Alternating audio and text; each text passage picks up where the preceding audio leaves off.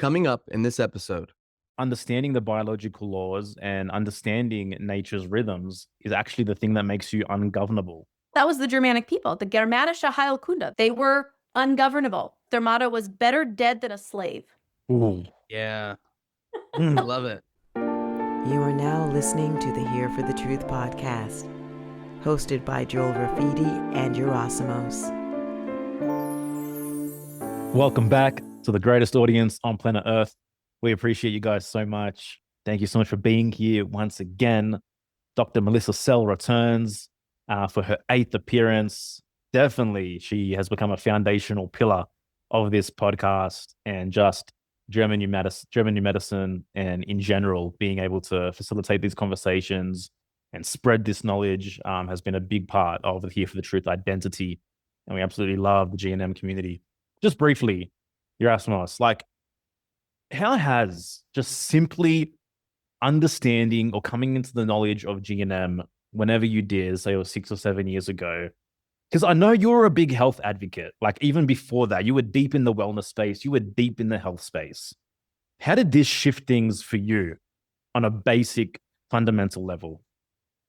Yeah, I mean, I think I kind of came into this, this world of truth seeking. I've spoken about this before from the health lens and of course 9/11, but yeah, I mean, health has been a really big piece of my life. And I think when I came across this knowledge was actually in 2020. I connected with Melissa because we were both in this like free thinkers Telegram thread during the initial stages of COVID. It just resonated with me. And I think also too, I credit it because I credit also that I'm really into psychology. I'm really into the psyche and perception and human behavior and not leaving consciousness at the door. And so I loved how this system felt truly holistic and specific and scientific to the degree that it is, with the brain scans and everything. Mhm. And I love that it looked at psyche, brain, and organ and body in this unity. And so it really landed for me.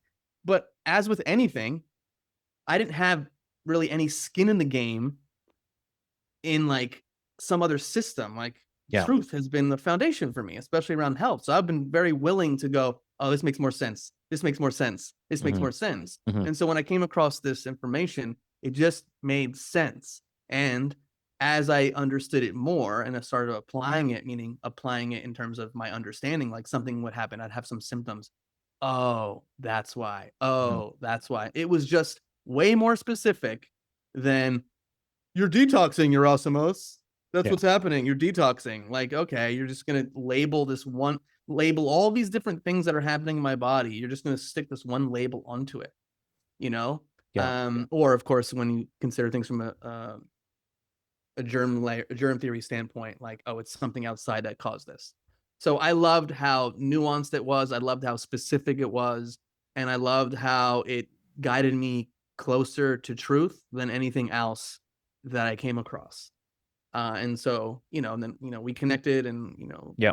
I wanted this podcast to be a place for this knowledge to get out into the world. And of course, Melissa's become a dear friend. Natasha's become a dear friend. And so, our podcast is called Here for the Truth. And I feel like Dr. Hammer's work, from a biological standpoint, aligns with that. Yeah, Up man. until this point, with everything else that's out there, it just makes the most sense of anything I've come across. And so that's why it's really impacted me. And also just personally, like I just have like pretty minimal or no fear at all around like things happening in my body. Mhm. Like I may have like a frustration. Oh, I have a headache. This sucks. But I don't go to, why is this happening? Oh, what's wrong with me? Did I catch something? Like I'm just like, I have a root baseline belief system that my body is intelligent and my body is brilliant. And there Yeah. is a reason why something is happening. I may not know the reason, and that's okay. And I can have some peace around it. And so that's where it's really impacted me. Yeah, man. Beautifully said. Yeah, and me too. I'm so grateful for this knowledge and for the introduction to it. It's really just been so affirming, particularly with the core of this conversation being around child rearing, raising kids, how this applies to children, etc. Like it is invaluable, like as a parent, because when you no longer have that baseline of fear of needing to turn towards outsourcing your power anytime your child is experiencing a symptom, like life really does become like a lot easier, a lot more peaceful, really in those situations. And like you mentioned here for the truth, like for me, really, like where else can truth be found if not in nature? Without nature as the foundation of truth, without looking around at reality and our observations and seeing the patterns that are deeply embedded in our existence and in the cosmos, that's where truth is born first and foremost. And this system, in my point of view, does a pretty good job at explaining what's happening on the natural level. Yeah, and I loved the question that you had asked her just about like spirituality and G&M and nature, and like, since moving to Topanga, and since, building a relationship with the garden and the seasons, like it has Yeah. completely shifted my view of things and my connection to something deeper and greater, and my understanding of adaptation and Yeah. perfection of nature. And so um yeah, it's great. I love that we have this podcast. I love that we get to have these conversations, and it's pretty cool. Yeah, man. And it's just another like for me pillar in like the pro-human, pro-life stance. Like you exist for a reason. You exist for a purpose. Nothing in nature is accidental, and neither is you, and neither is the purpose of your soul, right? Which is very much a core part of this conversation. You guys are gonna love this for sure. I want to shout out to our amazing Friends of the Truth community. We have officially crossed the 100-member threshold. I know I mentioned this last week as well, but now we're at tier 2 pricing.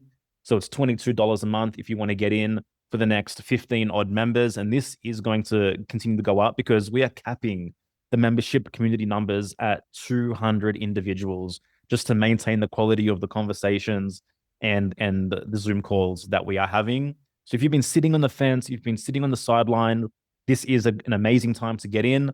I also want to mention that the amazing Natasha Natsarali has joined, I guess, our panel of hosts that facilitate calls. She's doing a bi-monthly call, hosting the Self-Healing Circle, which is very German new medicine, body intelligence focused. This month, our Self-Healing Circle is on the 26th of November. So please come join us for that as well if you feel called. hereforthetruth.com/FOTT. There's an entire German new medicine thread with amazing discussions happening and many incredible people flowing through who have amazing knowledge on this topic. And like, honestly, this subscription to Friends of the Truth is like your all-in-one ticket to like health, spirituality, well-being, psychology. And at this price, which we're offering And cool to friends. you, and cool friends. And at this price, which we're offering to you for life, should you join at this price, like, I don't know how much more I can say, people. Enjoy the episode. Dr. Melissa Sell is a teacher of German new medicine and mind-body awareness, guiding people to understand the biological meaning behind their symptoms and live with deeper self-trust and inner peace. With her clear, compassionate, and empowering approach, she helps bridge science and consciousness, revealing how true healing begins with awareness. This marks her 8th appearance on Here for the Truth, where she continues to illuminate the path of self-responsibility and freedom through the wisdom of the 5 biological laws. Dr. Melissa Sell, welcome back. Well, thank you so much. When you said 8, I was like, what? Whoa, that's amazing. Thank you guys so much for having me on so many times. It's so delightful. No, it is. Well, It we is love pretty it. incredible, and it's like pretty incredible to just witness since our first episode way back in 2021 how much this knowledge has been impacting people and going through the fray. Now, so much more people are coming into the picture saying, "Oh, I'm studying German new medicine. I'm studying GHK," and like the growth trajectory has been wild. It has been wild. And also too, like, I'm really grateful that like as a podcast that's not just focused on, Dr. Hammer's work, I feel like, we give a lot of attention to his work, and it's been really cool to see people that first heard about G&M and the 5 biological laws on this podcast in our first episode with you go on to study it and be leaders in their communities in their own right. And so it's I feel proud of that, and I'm so grateful to you. I'm so grateful that we connected. I know I say this all the time, but I just love that more and more people are living from this place of I don't need to be afraid of what the things that my body is doing, and I could have more knowledge and I have more awareness, and I can make choices that are going to lead me to health as opposed to the opposite. And so thank you for that. Yeah. Well, it is my joy and honor and pleasure to do so. And yes, I think that this, allowing this message to be spread on your platform has been such a catalyst for so many people. Just searching and it's been super cool since 2020. I mean, it's just the people are ready and they have, and that's the thing is I really do think that the 5 biological laws, the German new medicine, Germanische Heilkunde, it finds you when you're ready. And if I was ready in 2017, that's when it found me and it said, hey, and so since then, when you find something and it makes sense and it's logical and it's clear and it's consistent and it's reliable and it happens again and again and again, and you can observe it everywhere in nature, in your cow, in your duck, in your dog, in your child, in your friend, in your grandma, it's happening everywhere all the time. So that it's a self-reinforcing, but it's so cool to have these conversations because I mean we need more understanding and revelation of how this works. And my goodness, and it is, we are still too small a percentage of the people who understand this because, and this is kind of a couple of things I would love to talk about today, on social media. And people, sharing their lives and sharing their stories. People are making full careers out of just being, Instagram personalities, TikTok personalities. And they, talk about their relationship in their life and their family and their kids. And, that's a bit controversial, I think. A lot of the children that are being kind of the props of people who are, sharing their lives. And, is that good? Is that bad? Do we need to, criticize it? Is there, something to whether or not they should be sharing it? Whatever. The interesting thing though is how they're raising their families, how they're parenting. And you get to observe how the people in the comments also are parenting and looking specifically at health. How do these people look at health? How do they look at, if their child has a symptom, what does it mean? What do they do? And they're very, open about sharing because that's kind of a lot of people's, their thing is I'm just open about sharing my whole life online on the internet, what's going on with my kids and my family. And so there was, this couple, and if you're on social media, you've probably come across their videos. They're clever, they're attractive couple, and they, make these clever videos that are very relatable about people in their lives and whatever. And so this couple, they had a baby. They had previously had a miscarriage, which they, very openly shared, on their platform, which I'm sure is just, what a vulnerable kind of situation. I know that obviously, Joel and your family as well, kind of just sharing like what that's like to, to have a pregnancy and a loss and to process that kind of out in the open. This is kind of a new thing. I mean, it's very, and we have acknowledged this before, how cool it is that we meet online, but it's also very unbiological. All of the, I guess, the exposure and the connectivity. So on one hand, it's really cool and interesting, but on another hand, we kind of don't necessarily have a biological precedent for this level of connection and sharing. Yeah, and for this like millions of strangers to like have an inside view of like every single thing that's happening in your life, and then with the comments, so you're taking all this information and judgments, like it's all new, it's new territory. Totally, yeah. So it's something interesting, I think, for people to navigate. And this isn't what I'm going to share. It's not to judge people or to criticize them. It's simply to observe something that's going on in society, that it's due to lack of awareness. It's due to, the brainwashing, the mindset, that the paradigm that people have been raised in obviously is coloring what they're like totally cool about sharing online. And so this couple, they have a podcast and, it's them talking. And so the wife is sharing about so they had a previous loss. And then the whole internet was so excited for this couple to have their baby. I mean, because again, it was just so exciting, so wonderful. Everyone's just showering them with congratulations, and they had a baby girl. And so obviously they're, over the moon. They're, making content. They don't like put the baby in the videos. They do this funny thing where they have the husband like pretend he's a baby and put a bow on his head. And so it's cute. It's funny. But there's this episode of their podcast, and the wife is sharing, in this clip about the little girl's first visit to the doctor. And so she's describing, oh, it's her first checkup, and she goes to the doctor, and, the lights are bright and it's cold, and they put her, so basically the baby's naked, probably put on, the table, put on the altar, if you will, And the mom and the dad are just back there, and the doctor's doing his thing. And she is commenting about how the dad is reacting to the scene that's unfolding in the doctor's office. And she uses the example of the Arthur meme. There's this meme of Arthur where his like fist is clenched like this, and he's kind of like suppressing some rage, right? And so she's like, "Oh yes, and you're just getting so upset." And like in this conversation, like the dad starts tearing up, and he starts describing, he's like, "Oh, why am I feeling this way?" As his baby daughter. And he says in the interview, he's like, "I heard she screamed like a cry that I had never heard from her before." So the baby's in this unusual situation that she's never been in before.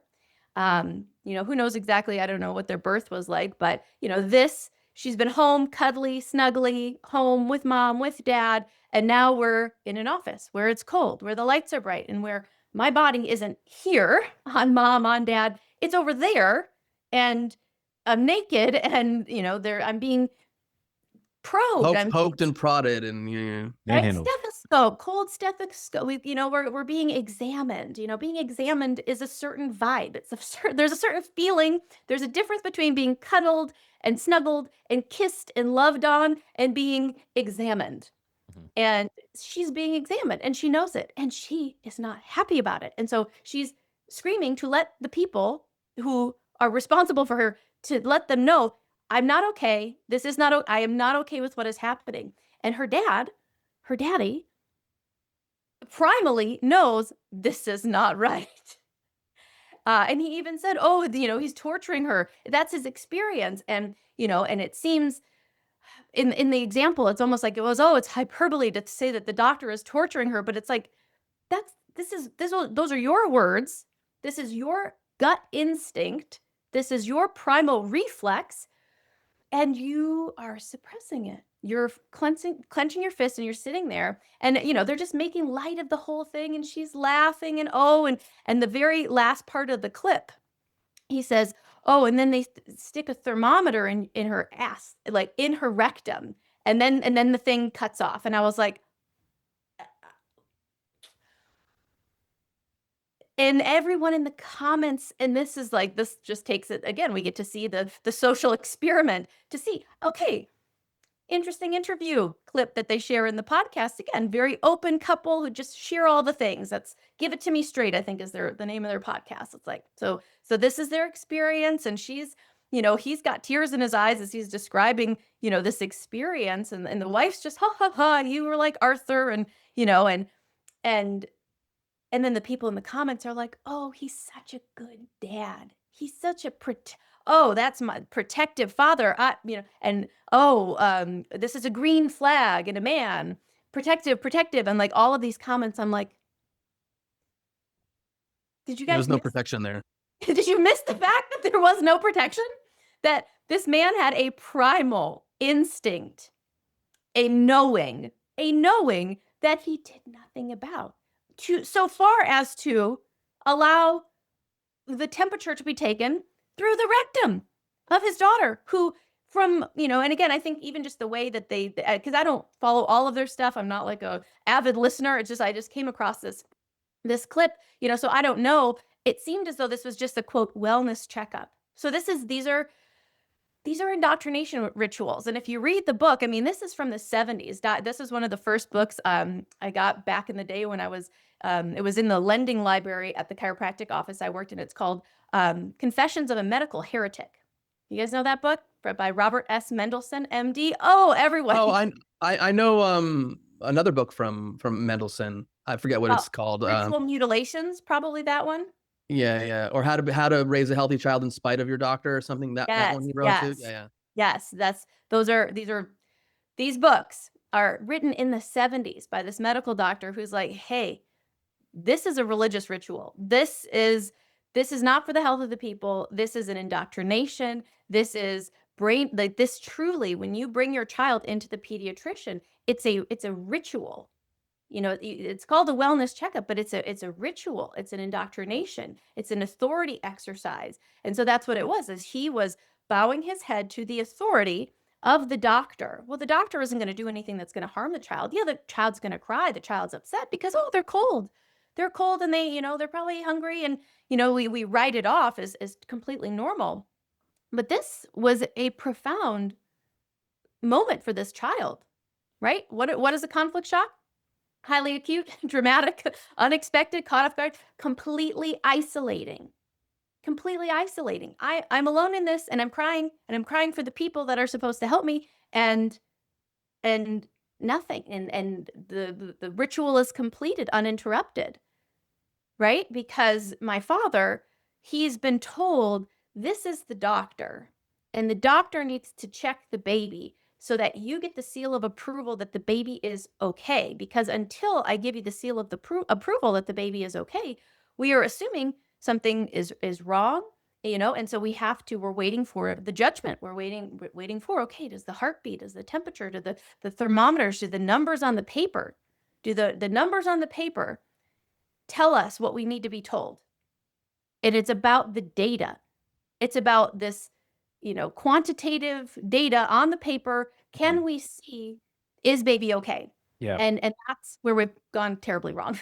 And also, it is selfishly for purely the relief of the parents to get this confirmation from this data, let alone anything that the child is actually experiencing. Just the parent wants to know, oh, my kid is okay via this ritual and via this data.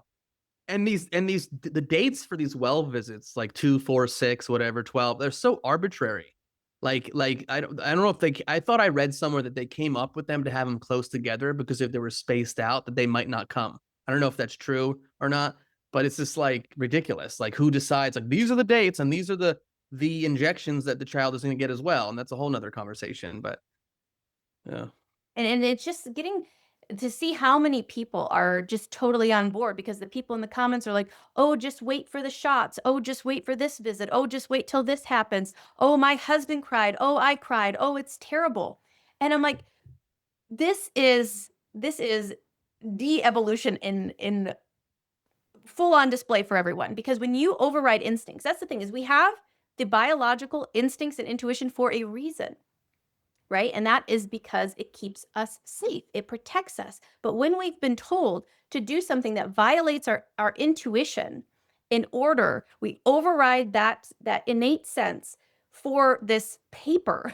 This paper now says that you're safe, not the evidence of your eyes and your ears. What's the Orwell quote? That's the most important edict of the party, is deny what your eyes say, what your ears are telling you. Deny the evidence of your senses. And that's what is being done when you go in for a ritual that doesn't make sense to you. And this is not, so big disclaimer, emergency situations are different. If there's a true emergency, there are times where, it might actually make sense. Yeah, maybe the baby is screaming and crying, but, if there's something, a marble lodged in its nose, we need to remove it. I'm sure there's gentler, better ways to do it, less harmful, less conflicting ways, and more there's a spectrum there. But there is a difference when there's a truly life or death situation, an actual emergency where, yes, you might have to override your innate instinct to, soothe the child because something needs to be removed from its, you know what I mean? So let's use common sense. That's actually really the big invitation. Let's use common sense. But the thing is because we have been so indoctrinated into this system to fear, we fear fevers, we fear infection, we fear germs, we fear these things, and we say, oh, I need to inject you. I need to hold you down and poke you with things and inject you with substances so that your body makes a reaction to this thing that we've never proven exists. That's what doesn't make sense. And again, it's very, very similar. The whole model is very similar to a religious organization, institution. We use language that the average person might not be able to understand. We're using, same thing with like legalese. They call it legalese, where like the average Joe can't understand it. We've got medicalese. We've got, this language that, yeah, there's Latin words, and we say, oh, you have arthritis, instead of saying, oh, your joint is swollen. The normal person could understand, oh, your joint is swollen. Oh, but if you have idiopathic arthritis, it sounds fancier, right? And so the average person they subjugate themselves, right? They have this little old me syndrome, intellectual self-devaluation. Well, who am I to know? I didn't go to school as long as you did. I'm not a part of this, this private club with these big buildings that seem really fancy. I subject myself to your authority.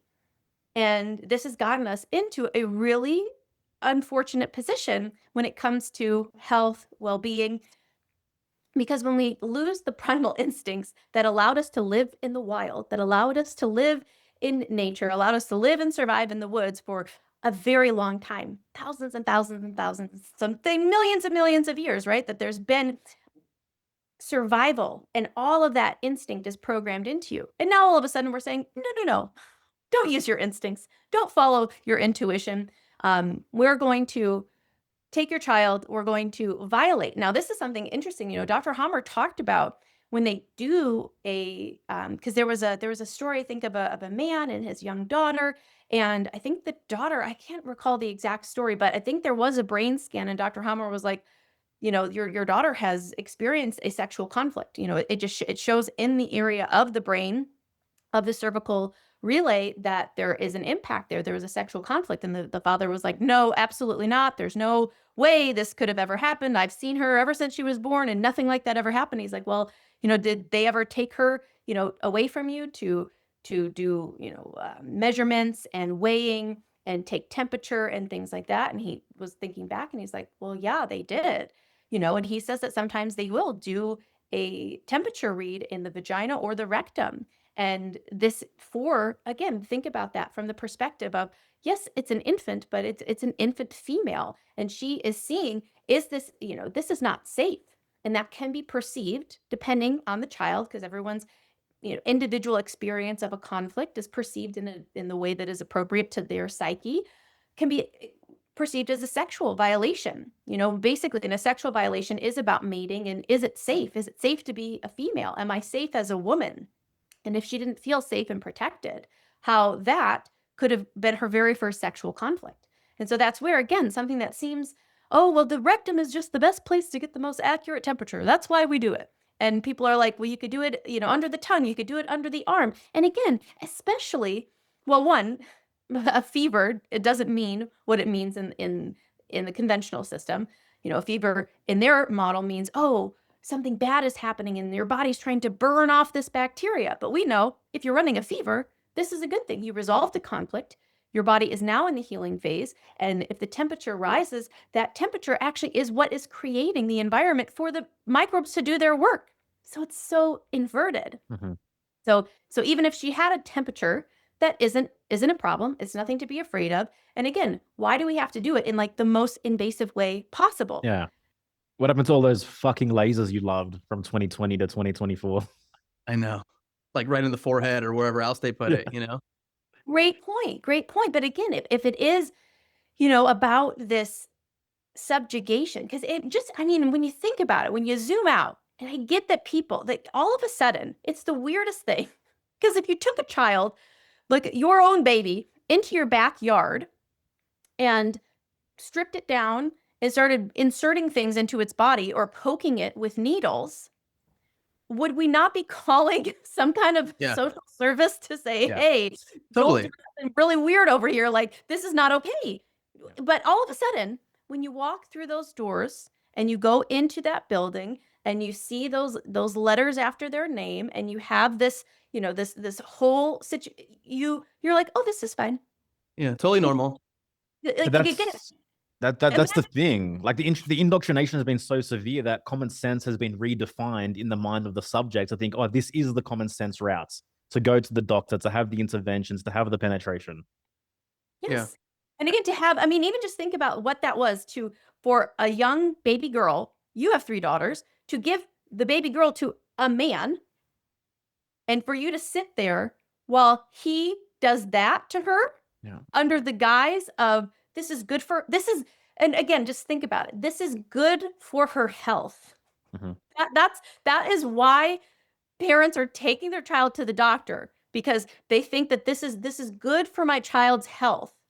And the scream and just the whole scene is 100% not good for anybody's health. The dad seems very conflicted about it. Obviously the baby is, like this was clearly a ritual, and it's so hard for people to see that because they're in the cult. If you're in the cult, you're like, oh, this is totally normal and fine. And so, yes, so the biggest thing for me is just that overriding of intuition, that overriding of some instinct, and to make light of it. Again, like was the theme of that episode of their podcast is, oh, he was so upset and he clenched his fist and he was just, they're impotent like Arthur, not able to do anything about this. Yeah. And everybody praises his masculinity and what a good man he is. And it's just like, this is crazy. And this, even from my own experience. So I had to have been maybe 10, 11 years old, maybe 12, somewhere in there. And my dad, just a good guy, no, but he's been in this model, he's been in this paradigm, doesn't think he took us to like the health department because we needed our shots for school. And my brothers each needed one, but apparently I needed two, and I was not having it. I was freaking out. I was saying, no, no, no, I don't want this. I don't want this. I don't want this. And I'm crying and I'm upset. And my dad's like, this is just what you have to do. This is just what we do. And so he let the nurse jab a needle into my skin, and I fainted. I had a fear, disgust conflict about the needle, about the whole situation. I fainted. And, at that moment, my dad didn't like say, okay, we're out of here. She doesn't need the other one. We're gone. Right? He let the lady give me the other one while I was laying on the floor. Oh my God. At the health department. And it's like, I hadn't thought about how, again, when it comes to masculinity, femininity, feeling protected and all of that, and again, this is not to fault he didn't know any better. But again, how sad and upsetting is that his instinct to protect his children has to be overridden because why? Well, you need this paper for school. I'm sure that was his thought. Well, you need this paper for school. And it's like, that's where we just back to the drawing board with absolutely everything, the schooling, the papers, the needing of injections in order to go to school. But yeah, when it comes to, the feminine feeling protected by the masculine, and this little girl on this table and her father clenching his fist, but doing nothing to console her, to hold her, even just something like that, don't you think that most procedures that they do at the doctor could be done while the parent is, Yeah. holding the child? Well, that'd be better. It's not ideal, but at least it would be better. Right. But again, there's something strange about the ritual. There's something strange about the passing of your naked baby over to someone and putting them on a table and having them poke and prod and do whatever they do under the umbrella of this is healthy for your child.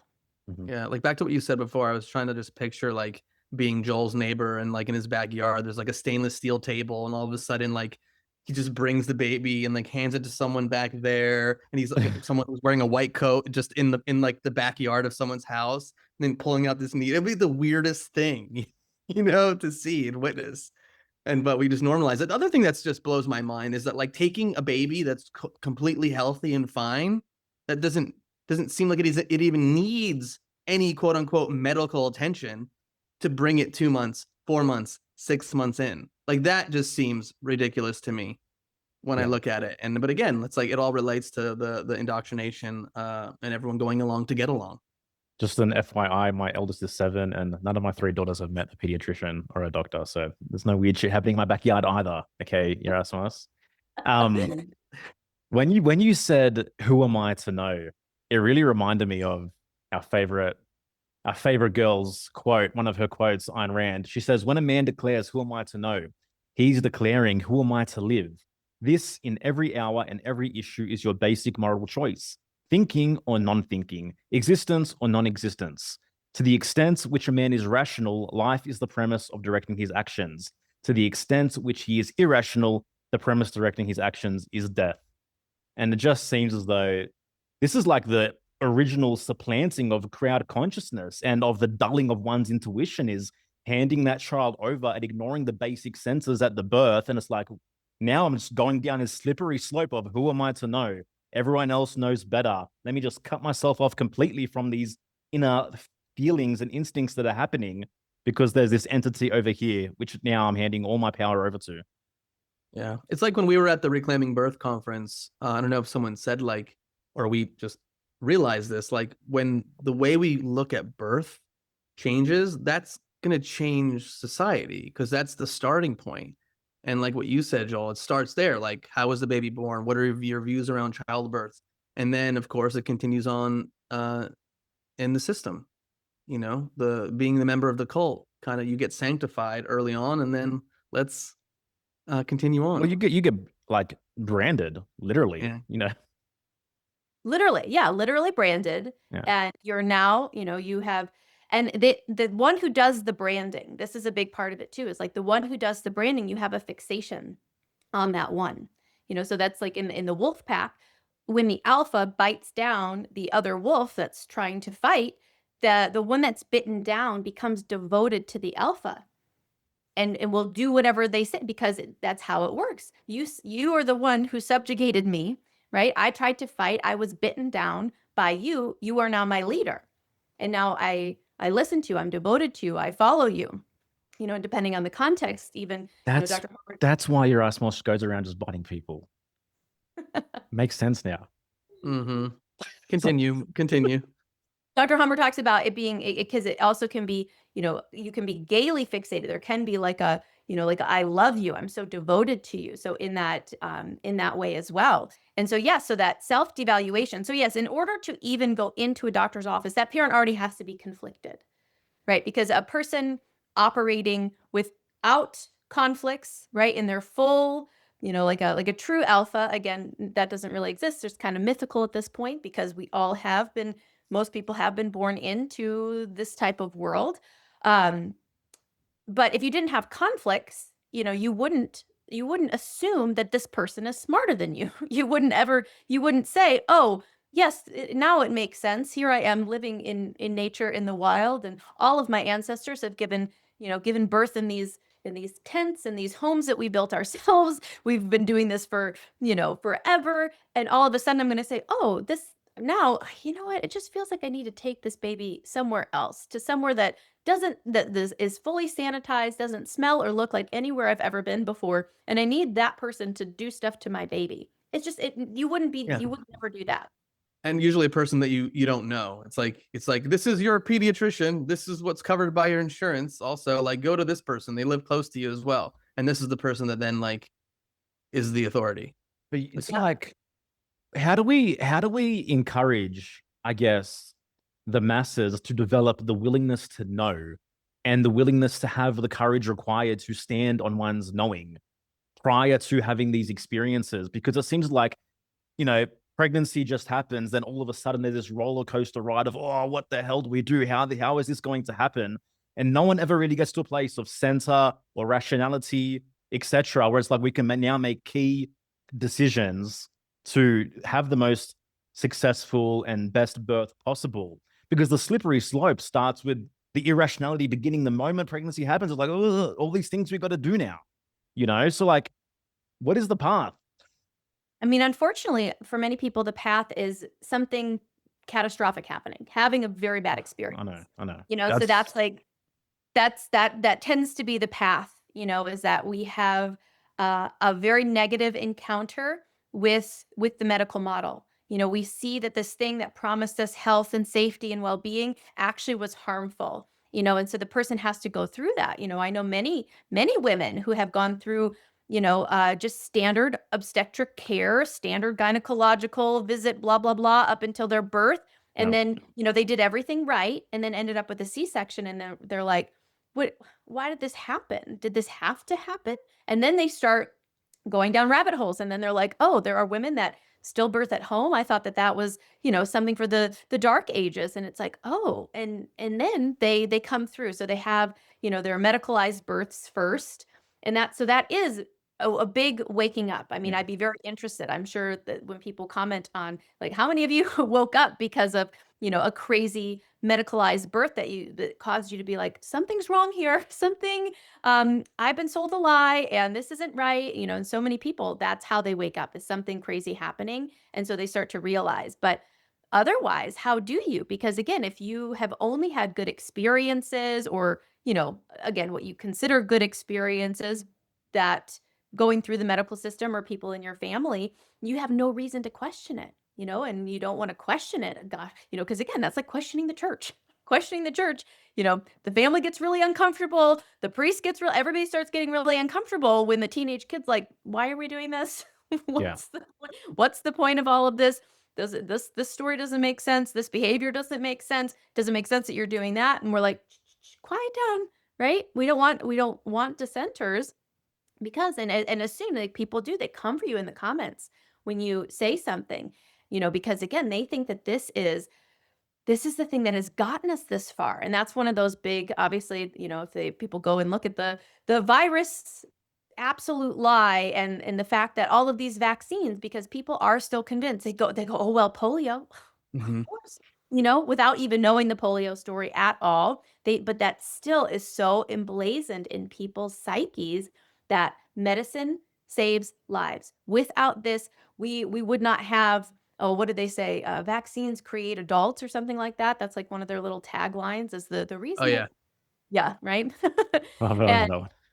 but again, that just flies in the face of I know a lot, like there's whole generations of families.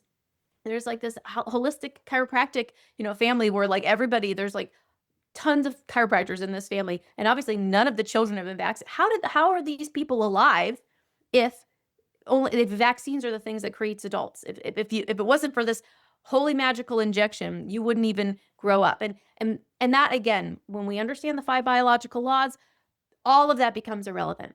And every story of a person who had, an illness, an adaptation that, led to their, their passing, we could make sense out of it, right? When we understand the biological laws, we see what happened in that story. When you understand the context, even when we think about sanitation and cleanliness and the whole thing that, oh, vaccines, saved everyone's lives. It's like, no, that was around the same time that we were making infrastructure and making it so that places were cleaner and there weren't like 10 families living in a very small home, right, with no space. Think about the territorial conflicts, the separation conflicts, all these, so-called contagious skin illnesses, because people had no physical space. If you wanted to separate from someone, but you're, living in the early 1900s in a city, just think Mhm. about that with no plumbing, no, running water, and you're having all these people close together. Just think about the conflicts, right? Just think about your own conflicts you've had, having lots of space and lots of room and lots of, Yeah. amenities, and not having any of that. It was an environment that was rife for people having lots of biological conflicts. Yeah. Is And it? that's why mortality rates went down ultimately, was because, they had like better refrigeration and sanitation and things of that nature. So that's going to impact people's perceptions as well. But of course, they want to attribute it all to vaccines, which obviously wasn't the case, even when you look at the statistics historically. Sure, purely curiously, is it relative at all though? For example, like what is the ideal amount of biological space? And if for a person back then, like X amount of space was like, very abundant, then does that shift as time goes on? Do you know what I'm trying to say with that question? Like, is the amount of space required to avoid a separation conflict, is that relative based on the time period? I know, I would just say it's very individual, families that are close, Yeah. used to be close together. But again, if you've got, I would, if you just kind of go back at that time and what certain neighborhoods and places were like, Yeah. I can just only imagine. I just kind of Yeah. put myself there and say, you know what? I bet there were a lot of conflicts here. But yeah, that's certainly relative to the family and what they're used to and all of that. But I would say that definitely the more people in more confined space, just the more potential for conflicts. Yeah. Like that rat study, that mouse study.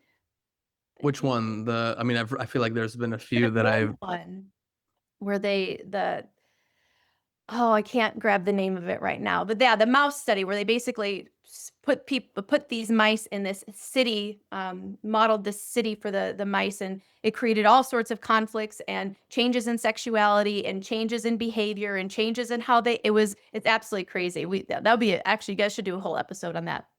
Yeah, Wow. interesting. I think I know what you're talking about. I'll have to look that up.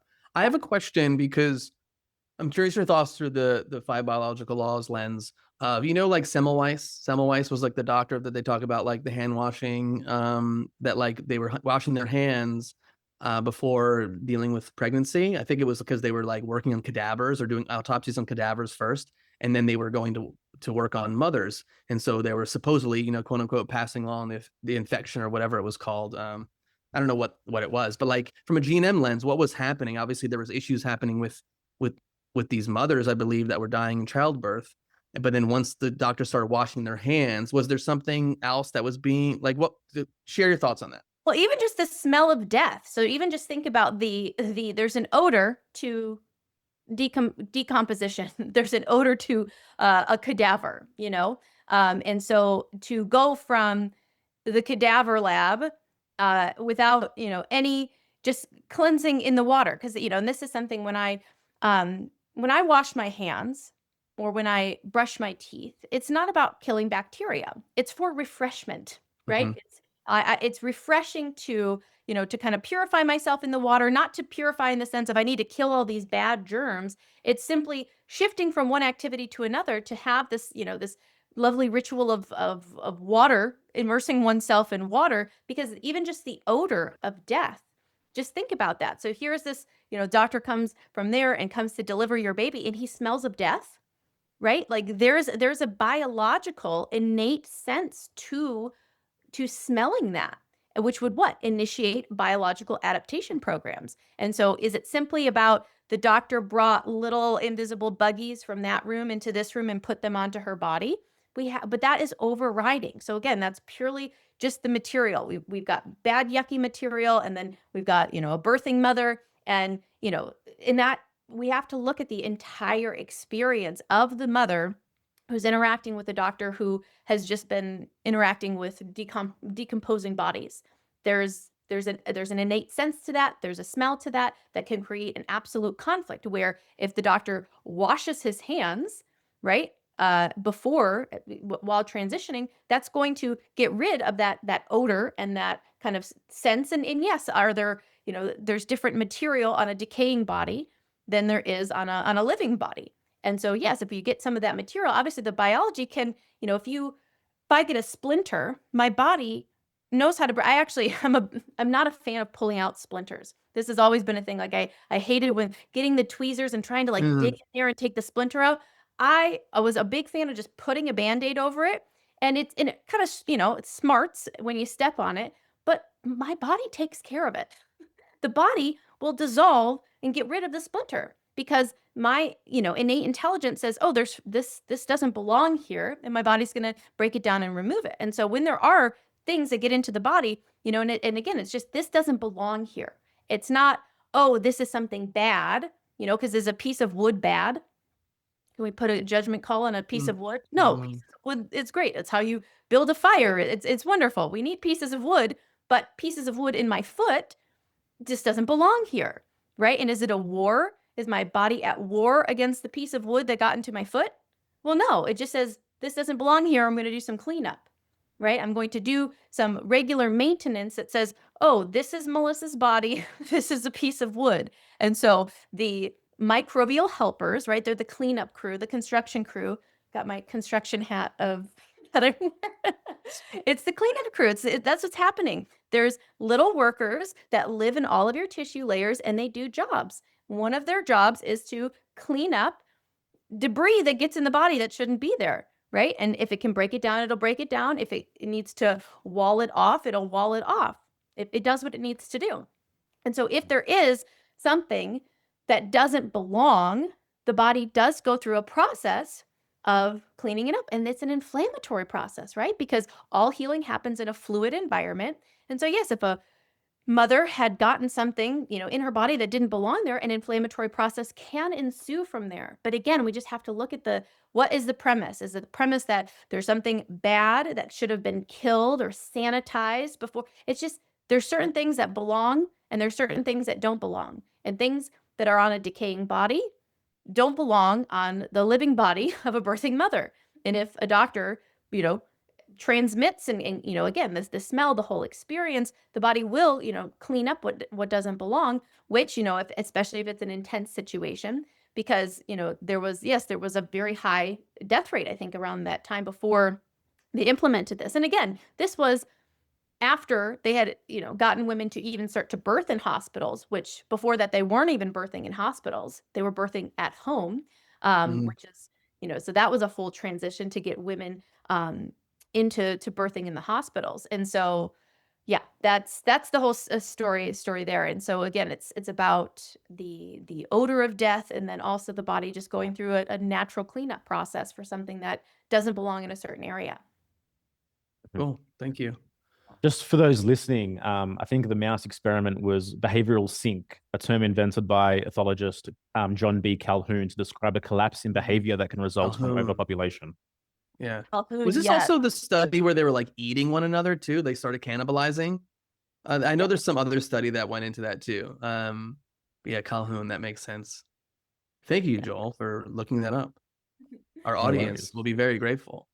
I'm all about the audience, bro. All about the audience. Yeah. I have another story. Yes. I have another Tell stories. instinct overriding Instagram. Melissa's like, shut up, you two.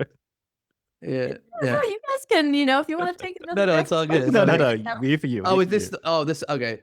Okay. Go. What were you gonna say? The one with like piercings. No, I have another one, but we can talk about that one now too. Yeah. So I sent Erasmus that video, and then also this one of basically dads holding their daughters while they have their ears pierced. And it's just kind of a similar sort of situation. Like against their will, or like cuddling them? Infants. Well, they're infants, so it came across as against their will because they're sitting there and they're like crying. Okay, well then. As these like 1-year-olds or maybe even less are getting their ears pierced, and they're holding on to their children, and like the you can see visually the dads are like crying. They're hating they have to do this, but then they're going along and they're still doing it. So it's like on one level your heart breaks for them, on another level you're like, what are you doing? Yeah. Like why does a baby need their ears pierced? But that's just my exactly. And that again, it's like, so some people, just like they say, oh well, this is, they think it's better to do it when they're young.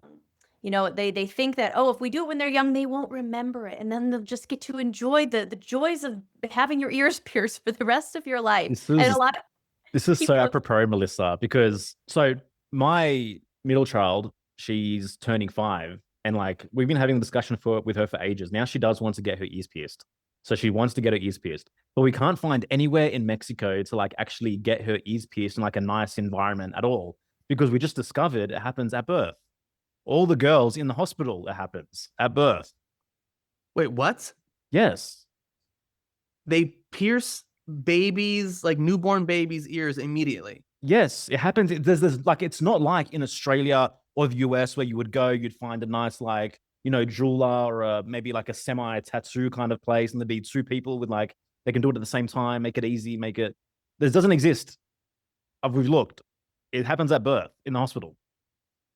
I didn't realize that. I did not know that was part of their standard ways of poking the children. It's like, we'll poke your heel, give you some vaccines, do all this, and pierce your ear. So you'll get some earrings out of it. So that's very interesting. But yeah, it's just this, this philosophical question. Do we do this to the children without their consent? I think I was 8. I think I got my ears pierced on my 8, was my half birthday of when I was 8. I was like, I want to get my ears pierced. And, so I think that's actually very beautiful to have a conscious, like, I know it's going to be, uncomfortable. It's going to be a pinch, but then I'm going to, have my earrings. And so to override that completely, though, simply because you like the way that earrings look, kind of similar like the circumcision conversation, well, I prefer the way that this looks. And so, sorry, you're going to forget about it. It's going to be painful for a little bit, but then you're going to forget about it. But, that's the thing. Does the body forget? If this is a highly acute, dramatic, caught off guard circumstance that the baby didn't ask for, what did the baby ask for? The baby asked for milk and snuggles and love and care and tending to the diaper and tend to my needs, please, mom and dad. Are my earlobes sparkly enough for you? The baby isn't concerned with that. So it's very interesting. Again, this instinctual override. Oh, well, it's culture. Well, yeah, we're doing a lot of things under the name of culture and ritual. What's the point of these cultures and and this ritual? Cults. Sure. Right? Is to is subjugation, putting you, in this position. And so it's a big deal, and again, I think we become so desensitized and What was the other? Oh, go. like we've denatured ourselves, Yeah. where the primal nature within, again, that you would never think to harm a child in that way. I'm going to hold my child down and poke it with needles because I want it to be more sparkly, or I want some Yeah. assurance. This is like all the making of the NPC. It's like literal programs that don't make biological sense, that people are just running automatically and unconsciously. And the real conscious mind, the real self, the real being is not having any input in the matter. And just this other thing is running on a loop. This is the thing I should do next. It's crazy. Yeah. Yeah. Totally robots. You would be amazing doing that robot dance on a dance floor, by the way. Yeah. What was there another story and I brought up the piercing thing that you wanted to talk about? Or was Yes, that... yeah, this other story. So this is another famous couple on Instagram, TikTok, and they, I think I think I don't know, she may have had her third baby, but she has 2 little ones and was pregnant, at least at the time that this video was filmed. And basically she's doing a, get ready with me, putting her makeup on and sharing with the parents, I have to share with you about the scariest night ever, she says. And she said, yesterday it seemed like a totally normal day. Like no symptoms, the children weren't having any symptoms. It was a totally normal day. We go to dance, we come home, we have dinner, put the kids to bed around 7:30. And, she shares that, and we've been talking to the kids about staying in your bed. How very important it is that you stay in your bed and you stay in your room all night long. And she said that around 11:20, they were awoken by this crazy noise. And, their daughter had come to the room to wake them up, and she's coughing, but it's like this bark, like this high pitched, like crazy cough, and the child isn't speaking. So the parents start freaking out and, call the mom, and they drove her to the ER, and obviously they put, an oxygen mask and give her something to, probably some type of steroid to calm her system to help, and the mom, so she's talking about basically her share in the message for sharing this video is I just want parents to know that this can happen, because she's like, I thought that croup was oh, you have a little bit of a cold, basically you have symptoms leading up to something that turns into the croup, or some kind of loud barking cough. And so she was letting everyone know, hey, this can just happen out of nowhere on a perfectly normal day where everything seems normal. And in the video, it's so interesting because she's emphasizing how, part of the thing that makes her feel bad is that, she had told her daughter not to come into their room, not to leave her room. And so she's upset because she's like, oh, if she hadn't have done that, I wouldn't have known that this would happen. And she completely misses the crucial point. The crucial point is that telling the daughter that she can't leave her room. Please, darling, do not leave your room. Stay in your room all night long. And that means no matter what happens, even if you get scared, even if you're upset, I want you to stay in the room. That was her shock. That caused the child to feel highly acute, dramatic, all alone, right? Isolated. I'm here in my room. I can't go out. I'm not supposed to go out there. Even if I get scared, so can't you see the split energy? My intuition and instinct is saying, go be with mom, right? If she gets scared in the night. But the program that her mom said is don't leave the room. It's very important. So she said, I've been telling them how important it is that they stay in their room. And so that, for a little girl, if she's right-handed, would be this, a scare-fright conflict. Scare-fright conflict affecting the bronchial musculature, or the laryngeal musculature, creating this speechlessness. I'm speechless, frozen in fear in the bronchial musculature, or the laryngeal musculature. And that's what creates that barking cough and not being able to speak. She was scared, speechless. Mm-hmm. Yeah. Isn't this a microcosm of the mass lockdown rituals? Stay in your room, don't leave, don't go anywhere. Oh, interesting. Yes. Stay in your room, don't leave, don't go anywhere. You're not allowed, speechless, cover your mouth, So yeah, very interesting. And so I was just like, that was her conflict. is being told, don't leave the room, don't come out of your room. It's so important. And she wants to make her mom, she doesn't want to upset her mom. And she's like, yeah, mom really emphasized how important it was that I stay in my room. And if she got scared, it was really sweet. I saw this other video from a 5-year-old, and it's like the dad and the daughter. So it looks like they have a little podcast with like the 5-year-old and the dad, which is adorable. Joel, maybe a good idea. Bring the girls for your podcast. I was like, oh, it's so cute. And so the 5-year-old is describing. Basically, I don't know if they were talking about co-sleeping or whatever, but the 5-year-old is like, she's like, to be told to sleep in your room just with your stuffed animals, she's like, is really scary. She's like, all night, like, that's a long time. And she's like really articulately describing, she's like, it can be really scary. And so she's like, if your child wants to come into your bed, I mean, you should let them come in, because the night is, dark and scary, and it's a very long time. And so it's so sweet to see her describe exactly what this 4-year-old had gone through, but she didn't have permission. She wasn't allowed. And again, here we are back to overriding instincts, overriding intuition. It doesn't make sense for a 4-year-old to not be able to go into her parents' room. And if she's scared, one, it doesn't really necessarily make all that much sense to be separated. A lot of people have really understood the family bed is actually very convenient. I've got a friend who recently had a baby, and she's like, I can't imagine putting, it's so, co-sleeping is so easy. This baby sleeps like 12 hours and just wakes up very slightly to nurse, and baby's right there. And she's like, this is like very easy.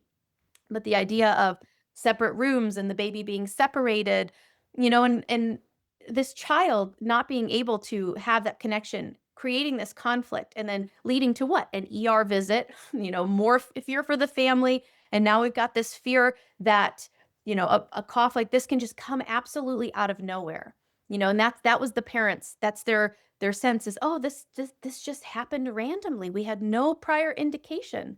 But that's because they don't understand the 5 biological laws. If they knew the 5 biological laws, they say, oh, my child isn't speaking and they've got this high-pitched barking cough.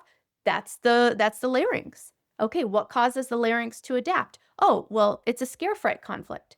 That's the only way. That's the only way a cough like that occurs is by way of the activation of this relay and adaptations here, which is initiated by a scare-fright conflict. And if they had known that, again, if they had known that, they probably would be living completely differently. But that is what prevents these scary visits to the hospital, this, being treated, having probably, again, a steroid in a 4-year-old body, which is not ideal to be taking medication for things that are normal biological conflicts. Obviously, if it gets to the point of actually not being able to breathe, there are times where it does make sense to intervene medically. But how much of that could be prevented? If we were living primally, if we were living just in that instinctual way that makes sense. Yeah. Yeah. Okay. You want to change it? I want to ask something. Yeah, if it's on this topic, I got a different question. It's a similar topic. So what are your thoughts around potential conflicts or things that you've witnessed or heard from people you've worked with around like even crying it out or sleep training, like how that impacts, children? I mean, that just makes you go numb. I cry and you do nothing. I'm powerless. I mean, and again, it all depends on the unique perception of that child of, is it an overwhelmed conflict? That's actually a big one with sudden infant death syndrome. So if the child has the left myocardium, so the left myocardium, when that conflict is activated, which is an overwhelmed conflict, that when it goes into resolution, the blood pressure bottoms out. And so this is just this, they stopped breathing in the night. And so that, if there was an overwhelmed conflict related to the mother, and so it could be an overwhelm, it could be powerlessness, it could be anger, territorial anger, all depends on how the child.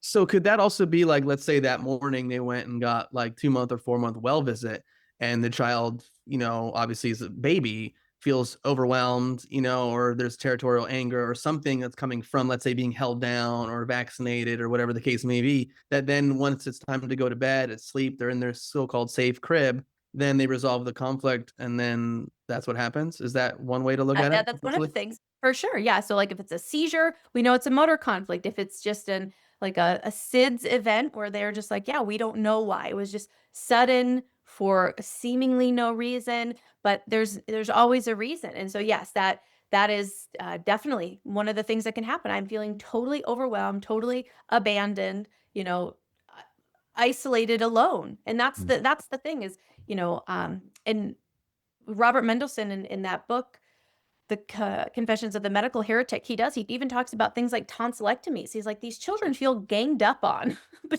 by their parents and the doctor. And I was like, oh, that's a perfect description of feeling just isolated, right? It's like my parents are saying something's wrong with me and the doctor's saying something's wrong with me and I'm being poked with needles. Can you imagine a more isolating scenario? Yeah. And especially being so tiny, so small, like so not having any autonomy, that your life literally depends on these people, and they seem to, be fine with you crying it out, or, being subjected to this pain is Mhm. very, very much can affect the soul, the psyche in such a profound way. Yeah, for sure. I remember like when I first went to school as like a 4-year-old, like the first 3, 4 weeks, I'll just be like crying like religiously, like for my mum. And like eventually the only reason I stopped was like I realized everyone around me would like roll their eyes every time I'd start crying at the same time each day. And it's even just the isolation of like being forced into school when one isn't ready, which again is a very individual thing. If ever you decide to go to school, again, it's just another example. Is that One, what also like maybe like chicken pox would come into play at that, like usually for that period when people leave the home, like first grade or kindergarten, that it relates to that, like they're no longer like with their mother or with their family. Like, is that what plays a role in it? Measles as well? Yeah, yeah. So all those rashy skin conditions is some form of separation conflict. And this resolution of, oh, just even this realization, oh, I'm separate from the home, separate from my mother, it comes, and that's where it is. It's almost like a biological rite of passage. Like a child realizes, oh, I'm kind of a separate entity. Before that, I was only at home and only knew myself in the context of these people. Now I'm kind of understanding myself out in the world in the context of other people. And when you maybe come to terms with that, right, that you have this resolution, then there's even a sense in which, like, oh, the whole chickenpox party, and it's like, what if there is a resolution, like, oh, my friend, he's fine with it, right? He now has, adapted, right? Like, apparently they're not going to come pick me up. I'm just going to keep crying here. I resolve my separation conflict. Is there some type of blueprint that you can almost like give your friend, like, hey, listen, you're going to be fine. I'm fine here. We're kind of going through, we're growing up, we're growing out of being only with our family. And now we're with this, with each other in this group, resolving that separation conflict. And when it's generalized, then we get the spots all over, the itchy spots. But again, that's a resolution. That is, there were, when I was feeling separated, when I was in the conflict, there's loss of tissue. And then during the healing phase, there is tissue restoration. And so, yeah, and that's where, again, it's very unique to the individual child and their feelings of, am I feeling separated? Am I not? I know kids where their psyche, they're just different. And they're like, you know what? I didn't have that kind of problem. I didn't have a problem leaving home, or I didn't, it was different for me. Whereas another child is going to maybe be more attached, have more trouble going into a new environment. So really, it's very unique to the individual. That's why even the so-called chickenpox parties don't always work, because not every child is experiencing the conflict in the same way. But there could be ones that are like, oh, yeah, I'm ready to, kind of resolve this conflict. And if you get around someone who's already resolved it, and again, there is a sense of getting out of isolation. If you get around someone who's resolved a conflict and you yourself are in your psyche kind of, I need to resolve that conflict too. And even just being in communion with them and speaking with them, that you can also kind of resonate with the resolution of their conflict, and you resolve your own, but you have to have the conflict first in order to resolve it. Yeah. Um, is it possible, and how would it work for an infant or a child to, I guess, um, develop symptoms, so to speak, based on the conflicts or the unresolved conflicts of the parents? say dad or mom is going through something very traumatic or dramatic, can that show up in any way via the infant? Yeah, so the child has their own experience of whatever mom's going through. And so when you are, you know, your mom, then there is up until a certain point where the child doesn't even feel themselves as separate from their mother. They're like, I am you, you are me. So whatever you're going through, I'm also going through. And so the child has their own experience of their parents' conflict. So we can have, conflicts on behalf of other people. I don't know if I shared was on this podcast with you guys at any point, the story of the mom who started hyper salivating because her child swallowed a coin. It's like her child Mm. swallowed a coin, Yep. but she had the conflict that caused her to have hypersalivation. So her body could, it's not her body that swallowed the coin, it's the child's body, Mhm. right? But because she's feeling for, on behalf of her child, she's experiencing the conflict that is for the child, but it's her biology that is adapting to it, even though it doesn't make, sense that it is, simply because it's my body, these bodies are separate, but the mother feels just full responsibility for her child. And so the child, in the same sense, they feel like, what do all little kids that, their parents get divorced? Is it my fault? They feel like it's their fault, right? Because they are self-centered. It's all about me. And so if my mom is having a conflict with the neighbor, but my mom is around me, and her emotions are filling up my space with this feeling, I feel like the conflict with the neighbor is about me too, right? And so I have the conflict, and so Yeah. I can have the indigestible morsel. I can exhibit the symptoms, and we talk about that too in the Animere course in the podcast about these animals, about the animals also, that they can show you like the conflicts that you are having. Well, they're always being displayed, on the screen of your experience, right? This is your movie. And so everywhere you look, there you are. And it shows up in many interesting ways. And so the biological things around you, your plants, your animals, I mean, even the unbiological things, your car, I mean, there's very interesting ways in which, you are being shown things that you need to see all of the time if you're willing to see it. Yeah. Yeah.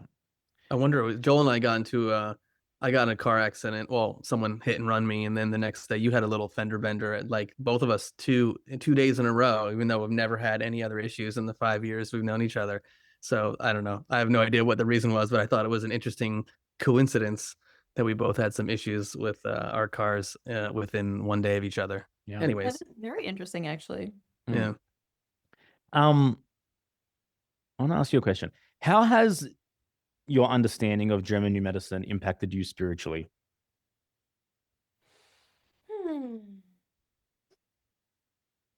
Well, I guess I believe that everything in nature makes sense, and that, yeah, so that's actually an interesting question in terms of, the natural, like the religion of nature. Like, what religion does my cow have? What is the spirituality of Buttercup and Clementine? Your Right? cows. The spirituality of Buttercup and Clementine is that of the sun and the grass and the moon and nature and just doing life, right? And so that's what I love so much about the five biological laws. It's like this is the natural world, and this is, you know, I worship the natural world, the beauty of, like just beauty and symmetry and the secret, right? There's secrets that you put a seed in the ground and this particular plant grows, right? And this particular plant smells a particular way and attracts a particular bird or insect, and that insect does something, like it's all just so, I mean, it's truly just brings you to your knees in awe all of the time, because, and that's, I do think, my personal spiritual journey, in some ways has been shaped by experiences with plants, because it's, again, these plants, they just show you how perfect and wonderful and beautiful everything is, and how orderly. And it is, it's different from, what I was raised with was, evangelical. And again, there's a system. What is religion? Is a system for, how do I make sense out of things that don't seem to make sense?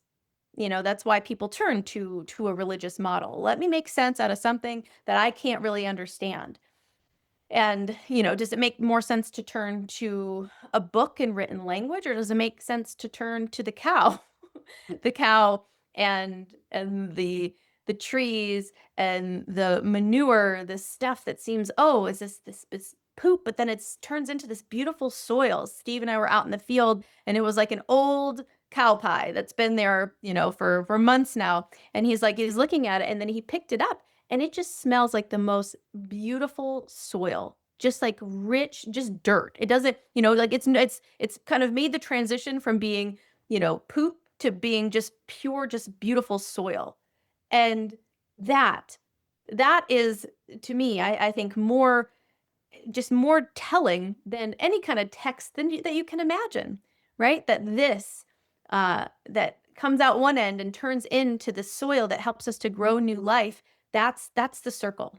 The circle of life, the beautiful natural way of understanding organisms. And that's the thing. That's what the instinct and intuition, those are our gifts, right? These are our gifts of nature, gifts of biology, gifts of our ancestors. That is, to deny your instinct is to slap your ancestors in the face and say, oh, what you did didn't work. But what they did got you here.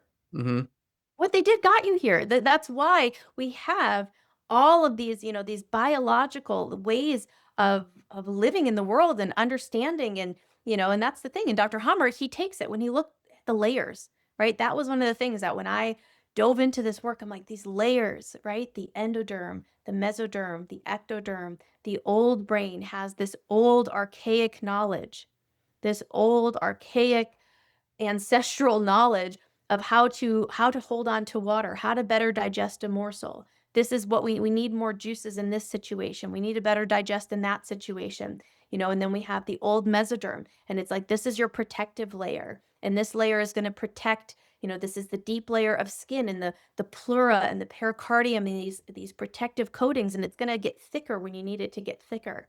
And then the new mesoderm, and that is the connective tissue that gives us structure.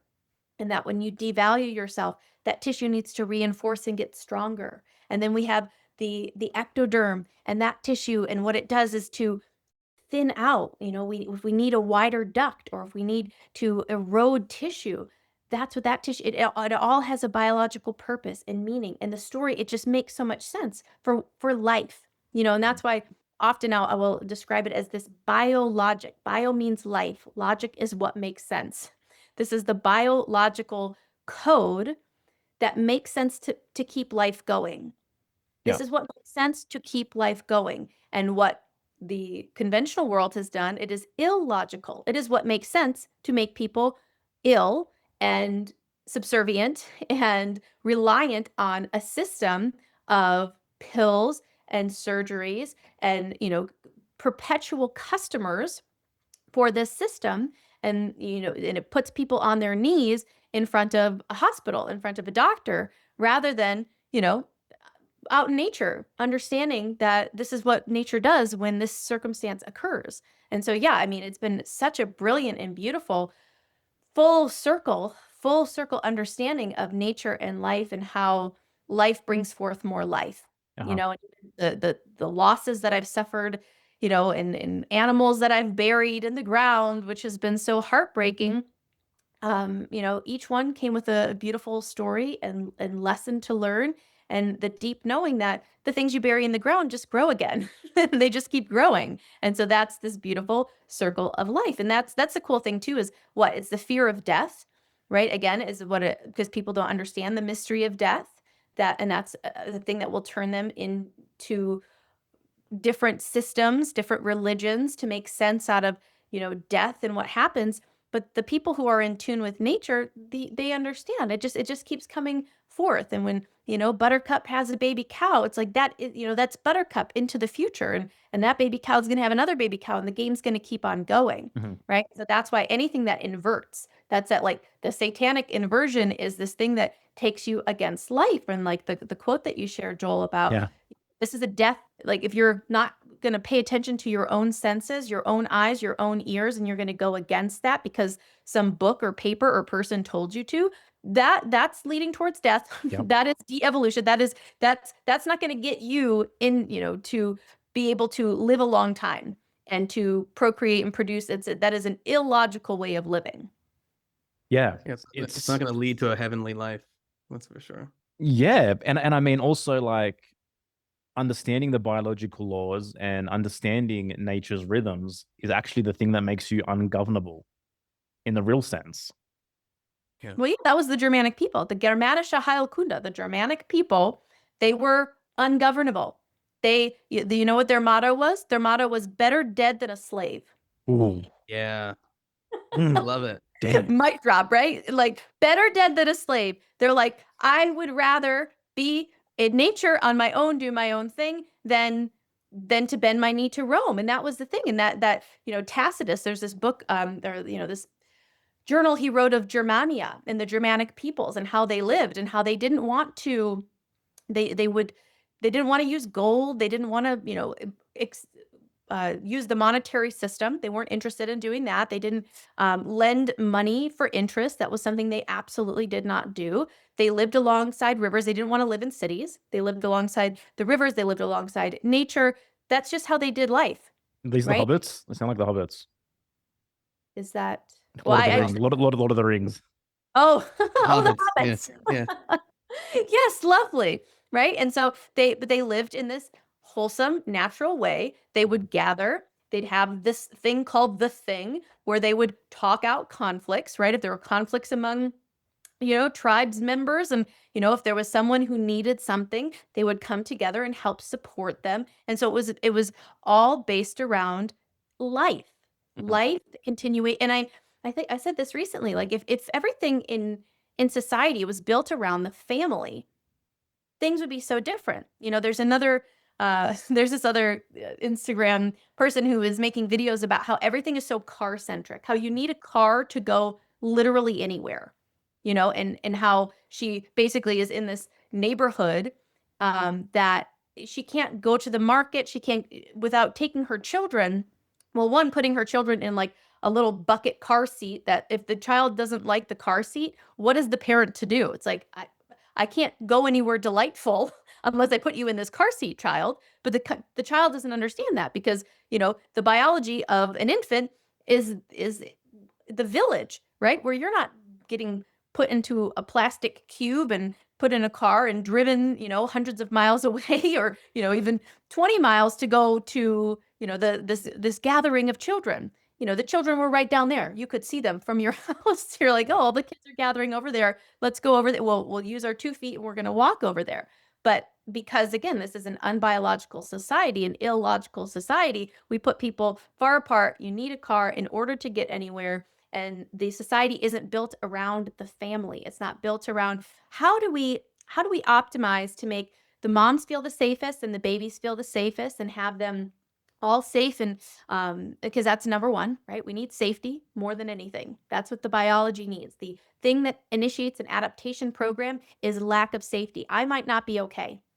I might need, and that's what turns on this biological survival strategy, right? When you have that DHS, that conflict shock that catches you off guard, the biology says this is an unsafe environment, right? We need to adapt these tissues in order to survive because there's a threat.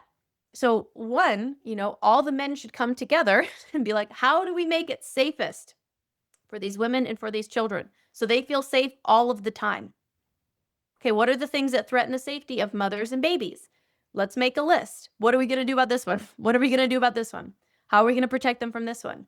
Right? And so if there was a lovely safe bubble, if every village or community first and foremost was geared around the safety and protection of children and mothers, then that's how healthy societies are formed. And Yep. that the Germanic people, that's the way that they lived, and everything supported life and nature. And so that was the most important thing. The gold wasn't the most important thing, right? So the monetary system, it's like, what do we need? That was their feeling about the money, and it's like, what do we need that for? What are we gonna do with this stuff? Can you eat this? Can here's a gold coin. What can I do with this? I can't eat it, right? I can't plant it in the ground. I can't grow anything with it. So it didn't make sense to them. It wasn't something that they utilized because it was, and they worshiped nature. They were seen as, oh, these pagans of the woods, celebrating the seasons, celebrating, wow, this is the the harvest and these different periods of time in nature. Isn't it beautiful when all the trees grow, all the flowers grow in the spring, and then everything goes back to the earth and dies in the fall, and then it all comes back again, right? And they lived where there were seasons, and so they were seasonal people. It's really quite beautiful. And that's why, again, this Germanische Heilkunde, the Germanic healing knowledge. This is the healing knowledge that the ancient Germanic people who lived in harmony with nature, that they instinctively and intuitively knew and lived by.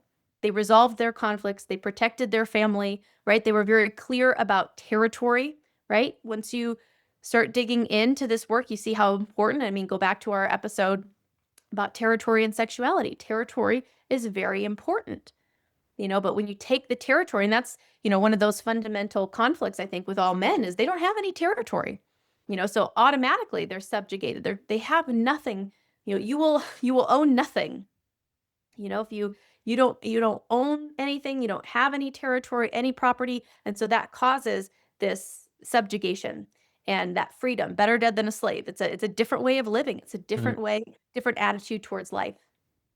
It's also interesting to think about like fathers that have to travel for work and like leave families, and then like the conflicts that creates. And because I hear that often, like, a father will come back and then the child ends up, having a cold or symptoms or whatever, even potentially the mother as well. Because again, like it's not biological. Like would the father, unless they're going to war, I guess, but that isn't biological in a sense that they'd be going off for like weeks at a time or months at a time. Like that would impact, the psyches of the children and the wives. Oh, certainly. Yeah. I mean, that's something Alan Watts actually talked about, how it's really strange. Father leaves, he goes away and he does this thing called work. And it's all just kind of very mysterious, like, and that is not how it's supposed to be. Like from the age of about 3, the boys really should be like like, what's dad doing? How is he operating and living and doing life in the world? Right. But when he leaves and goes and does something mysterious and the children are home. Yeah. Again, I recently spoke with someone who was like, oh, yeah, every time he leaves for work, the little boy would just cry and look at the door and cry and wonder when's dad coming back. And, yeah, like a young boy would be go with father and see what he does and learn how to, develop your own territory and skills. A man needs skills and he needs territory. And the earlier a young man can learn skills so that he can, acquire his own territory, the better, because that's what's going to give him his masculinity. That's what's going to increase his testosterone. Mhm. Yeah. I mean, obviously, it's a very difficult for many men to create incomes that way in the home, not leaving, etc. But like instinctually, I kind of like before knowing German medicine, built my life this way because I felt like I never wanted to leave the house. I never wanted to leave. It doesn't make sense to leave Alyssa alone with the kids. So I'm grateful for, following that path and now being able to do what I do from the home. But it's interesting again because I feel like with Alyssa as well, she's really strong with her instincts about what feels right or wrong in her body. And like even before this knowledge, it was just very firm knowings about how to kind of raise our family and build our life. So it has been quite affirming, just hearing all this and knowing that. And even like with the car seat thing, like, please come get me. We've never used a car seat. It's never felt right. Like even in Australia where the laws are very strict, like what if the baby's going to scream for 45 minutes on a drive and not have milk and not be nurtured and not be held? Like, no. What does that do? Like, you have to override so many instincts to kind of go through that process. And again, one of the things I like about Mexico is that it's not really an issue. Like families are traveling in the back of utes, over here in the back of trucks. and like you're doing it to keep the baby safe, of course, put it in the thing based on the laws, but then are you keeping the baby safe because it's having conflicts likely, and maybe going through what it's going through? Yeah, this doesn't seem very biological and natural. No, yeah, not at all. Yeah.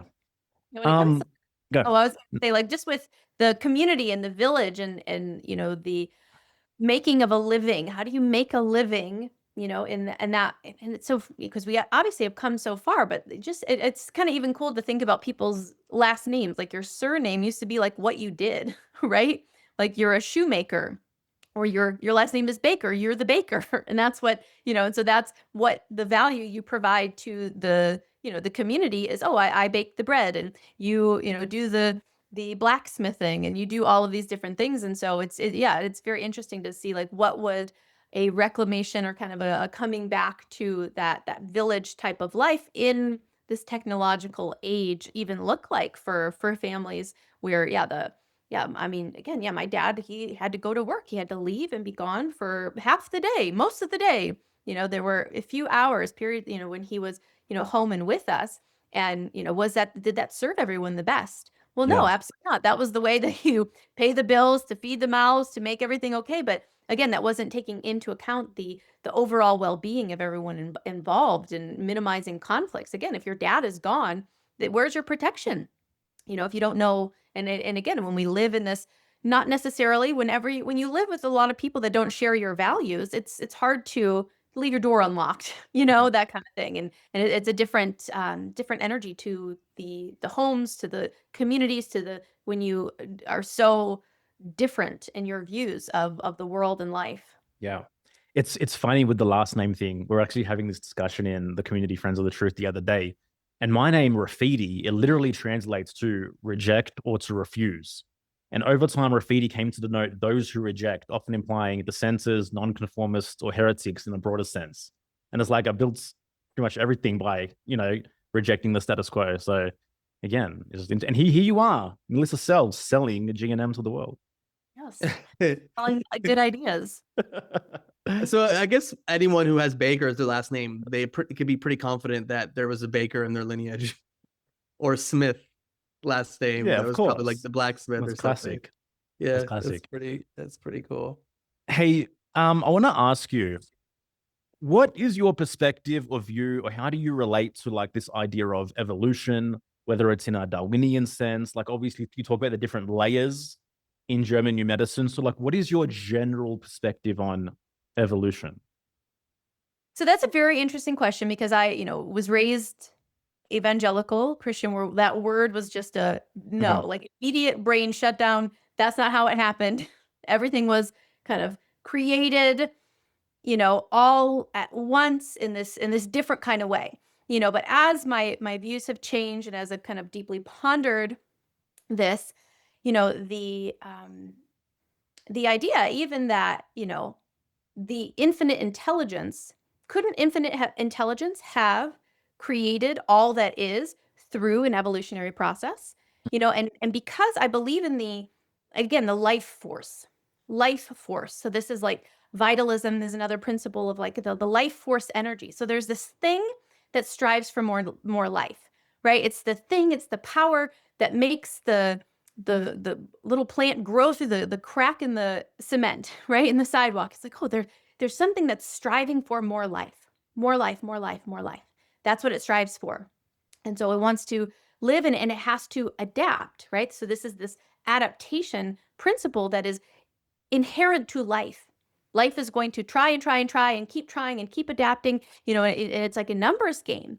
And so, there is a couple of books that Science of Mind, I think by Ernest Holmes, and I like the way that it's described in there. Like I do think that there is an evolutionary process of organisms striving for more life and having to adapt to circumstances, to changes in weather and seasons. And so I do think that there is a process by which organisms have adapted better and better and better and better. So is that in a macro sense and like the, dinosaurs and Darwin kind of way? I don't really think it's that, because obviously there's so much of the, psyop and, government control, and again, shaping narratives so people believe certain things so that we can capture their mind in other ways. So I don't think it's in that sense, but I do think that there is, an innate way in which organisms adapt intelligently to life. And I think that adaptation process, has continued and continued and continued. And so that's my current view of it. And it's something I ponder a lot, and I like to read different perspectives of it. But the whole idea that, there is no, it didn't happen that way. Again, even just the way Dr. Hammer describes the different layers and the ring form of the brainstem, like the shape of this ring form is, very much like this, there was a rupture of the gullet, he calls it. If you look at the brain stem and the way that the tissues are arranged, the way that the brain control centers are arranged, it does represent like there's this gullet rupture. And so it's very interesting. So the lining of your mouth. So the body is basically this tube, right? So we've got the tube of the mouth, one end, and we have the tube that ends at the rectum, that's the other end. And so the tissue types of the mouth and of the rectum, it's the same type of tissue. Isn't that interesting? And it's because we were this ring shape, and then there was a rupture at the pharynx, at the gullet. And so the arrangement and organization of the brainstem holds this very primal blueprint for a very old, archaic organism. And so that's how Dr. Hammer does describe, that this ring form, everything in the brainstem, this is all the same programming that a little organism that's living in the ocean, right, that it had, right? Because what does it need? It needs to process, but there's an ingoing morsel. We need to process that morsel, and then we get rid of it, right? So it goes in the right side, and even so the right-sided endodermal adaptations are all about getting the morsel. So the right side of the tonsil, the right side of the thyroid, it's all about acquiring a morsel, and then the left side is all about eliminating the morsel. That's very much rooted in this archaic form. So this evolutionary development. And so, and then he talks about the old mesoderm layer in the cerebellum, how that wasn't necessary when you're just floating in the ocean, right? It is only necessary on the land where you have, you have greater exposure to, the UV rays from the sun. You need a protective layer, and you need a protective layer because now instead of just being floating in water, you have, there's rough ground that you're moving against. And so you needed this additional protective layer. And so the way that, Dr. Hammer describes it, again, it's not in a Darwinian sense, it's in a nature sense. It's in this is how nature has designed. And again, there was this understanding of kind of, again, the grand intelligence or, God. And again, the word God has just gotten so laden with connotation. And again, when you say God to someone, they automatically have a lot of assumptions of what that is. But when God to you just means nature itself and life force and this urge within to create more and more varieties, right? Isn't it just so beautiful? Like to look at just all the varieties. You look at like siblings, like Joel, and you look at your daughters. How cool is it that nature has remixed you and Alyssa in these three uniquely adorable ways? Yeah. Right? Like what is that? That is the coolest thing. Right? And so that's a little bit of you and a little bit of her and a little bit of all of your ancestors now in these little people that are going to go out and one day make more little people. And that's nature. That's life. That's what's so cool and interesting, right? And so, yeah, my view of it is life wants to life. Life is this game, right? Life is this game of beauty and symmetry. And so there's laws and patterns that govern everything underneath. And then it's like, yeah, go have fun with it, and then there is this, this urge that some people have to subvert and invert it and to, override the laws of nature, to play God in this sense of, oh, look we made a baby using man DNA and just man DNA. And we put this baby in a sack and look, we grew it in a laboratory. Okay, weirdos. Like, why are you doing that? That doesn't, why are you trying to play in that way when you could just play in alignment with the laws of nature? Yeah. But there's this instinct, I think, that some people have, or this, adaptation that because they have had conflicts and they weren't protected and they had a bunch of, constellations that cause them to want to do weird things and subvert nature. Yeah. No, thank you so much for that. It makes a lot of sense and resonates with me for sure. I want to ask you a question because you did mention it, like sibling rivalries and sibling conflicts. Can you speak into this from a GNM lens? Gosh, it's such an interesting question. Especially the ones closer in age. It's like, yeah. So I've got some interesting theories about that too. Just an observation and my own experience. So in nature, and this came up in the biological woman course last week, I think, or the week before. In nature, a woman's pregnancies would be spaced 3 years apart. Okay. So there would be, 3 years. So yeah, I think would the baby be 3 or would it be after the birth? So it would be about 3, 2.5 to 3 years, I'm pretty sure, is like the natural biological age of separation between siblings. I think 3. So, but if it's shorter, so one, just in general, there's a child that's born and that's the child is the whole world of the parents. And then another one comes along. And so there is kind of this sibling rivalry, this I was the whole world, now you're here, now I have to share. I even see it, with my animals. And then there has to, as soon as there's more than one, there's a hierarchy, right? So that's where we, have conflict and order, and we're trying to arrange things. So, minimize the conflict, but there's 2 parents and now there's 2 children, and, it's part of life, it seems, that there would be some measure of competing for attention and resources, And yeah, but it would be about 3 years. Now, when it's compressed, when we're not going that full 3 years, then we're also getting into fighting for the resource of breast milk, and so this is interesting. It kind of veers into another cool topic that I've been exploring lately, which is, well, actually, I found this around the same time I found GNM back in 2017, the work of Dr. Mike Mew. Do you guys know mewing? Chewing? Is that like the chewing The thing? tongue The exercise. tongue? Yeah. So he's got this whole cool presentation about tongue posture. And my mind was blown. I was like, this is so cool and interesting. And he talks about forward facial growth, and when the tongue is weak, and how that doesn't allow for the most symmetrical and aesthetic face formation, and how that has to do with your health. And so he talks about how your tongue is supposed to be firmly planted in the roof of your mouth.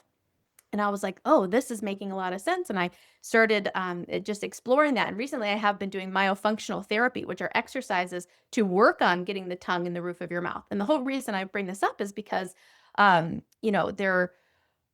there's another guy who's teaching this kind of work about expanding the palate. He does this thing called thumb pulling, like pushing up into the roof of the palate to kind of loosen the fascia there to help to widen and expand the roof of the mouth for the tongue posture to be improved. And he shared this picture of Andrew Tate and his younger brother, Tristan Tate. And he showed the way that they look. He showed their posture, their jaw formation.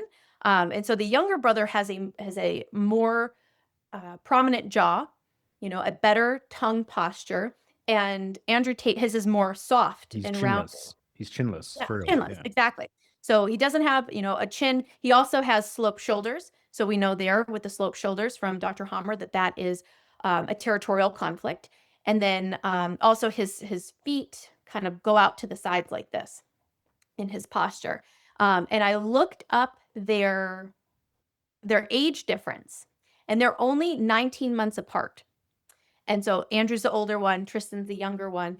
And, so my theory, and I've observed this in my own life and in family, that when the first child, so that means that the child was only 10 months old when the mother got pregnant with baby number 2. And so, and then by the time he was born, he's only 19 months. They're 19 months apart. So he's only like 10 months. He's not even a year old, basically, before his baby brother came along and usurped his breast milk. And so if you're not getting that, what could that lead to?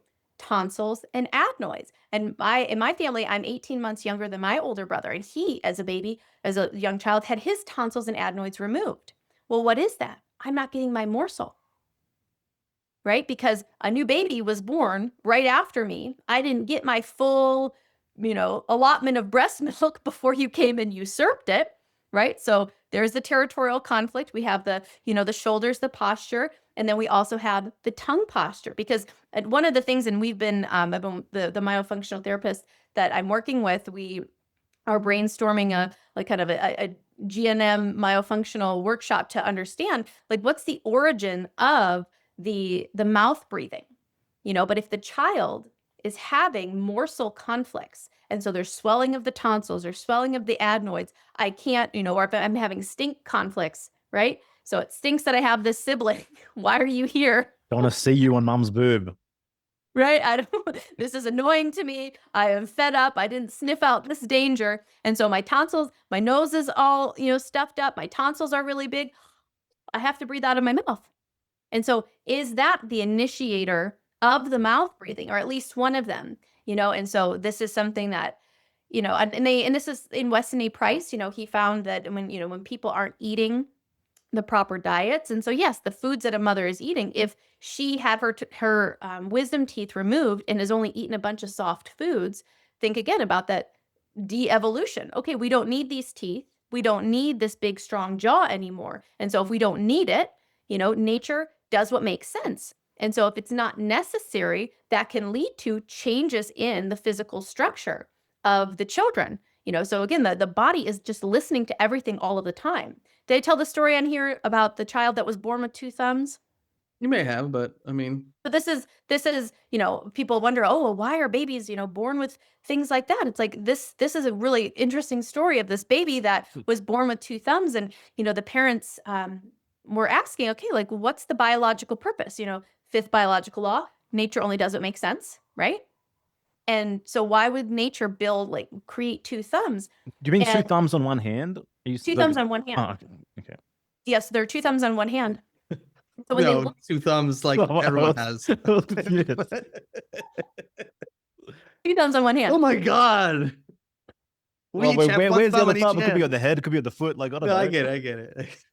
So the story is that during the gestation, so before the mother even knew she was pregnant, they had gone on a skydiving trip. They were like avid skydivers. And while they were up there was some crazy turbulence, and they're not buckled in, right? Because they're like getting ready to jump out of the plane, but there was some issue. And so they were desperately holding on tightly to their seat, right? Holding on as tight as they could. And it's like, okay, what would the function, if you had 2 thumbs instead of 1, wouldn't you be able to hold on for your life better? Wouldn't your grip be reinforced by having a second thumb? And so that's the connection that they made for why would this baby be born? So when the brain is transmitting all of this information to the growing fetus, hey, this is what's going on in this environment, that would be a reason that the body would develop a second thumb on one single hand to better grip. And so this is, again, just back to the point of the body is always assessing what's necessary. And the body, and there's another beautiful Ayn Rand quote, and it's about the beauty of like the human body and how the necessity of everything that's there. Rational. And yes, and so she's like, the body, that's only everything that is needed, right? And so that's why we do love kind of the strong human physical form, right? Like, Yeah. why is what's beautiful beautiful? Why is what's attractive attractive? Well, that's because that is functional. And what is health? Health is functionality. Health is, oh, I want to reproduce with the healthiest person. And so that's why all the weirdo beauty standards and, this is beautiful and that's beautiful and kind of destruction of art and beauty is a destruction of humanity and mankind. Yeah. Because not everything is beautiful, right? Not everything is beautiful in the same way. Yeah. Symmetry and strength and, so when things are less than, it's like the brain automatically knows, right? But you have subjugated yourself to doctrines and ideologies and ideas about, oh, well, it's not nice to think this about someone, but your biology is only doing what makes sense. Your biology and your innate kind of, being drawn towards this and being drawn away from that. It's not mean. It's just nature, because there is no good and bad, and there's simply what makes sense in nature to continue life. And if we're going opposition of that, part of your brain knows it, whether or not you are willing to acknowledge it. Yeah. Okay, I want to ask something. That Ayn Rand quote, I love it. It's from The Fountainhead about Howard Rourke, because he's an architect. He loves beauty. He loves symmetry.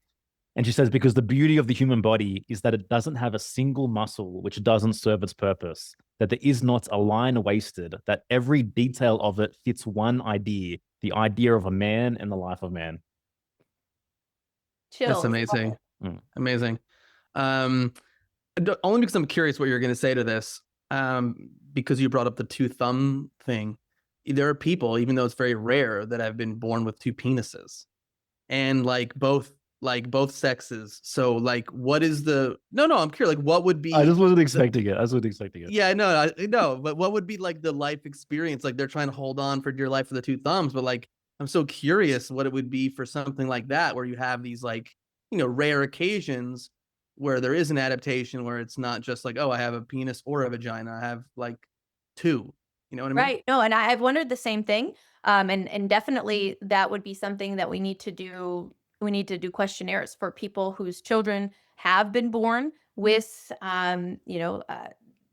different, both genitalia, double genitalia. When there's something going on, there's always something in the story. Always, always, always. That's the thing, is that's everything about the Germanische. It's like, what's the story of the individual, right? We can't say on the whole, we have to say, what's the story of the individual? Something made sense in that biological organism to create that adaptation, to develop in that particular way because of the messages that it was receiving about what's necessary for life, right? And so if we get mixed messages, right? So if there's, the biology starts out one way and then there's a huge conflict, right? That can create adaptations. And so there's always a story. That would be the thing. And so I can't say I know exactly what it is. That's not like one of the, two penises. I don't know if that came up often for Dr. Hammer in the brain scans, but yeah, I get what you're saying. And I think that that's been something Just that's fascinating.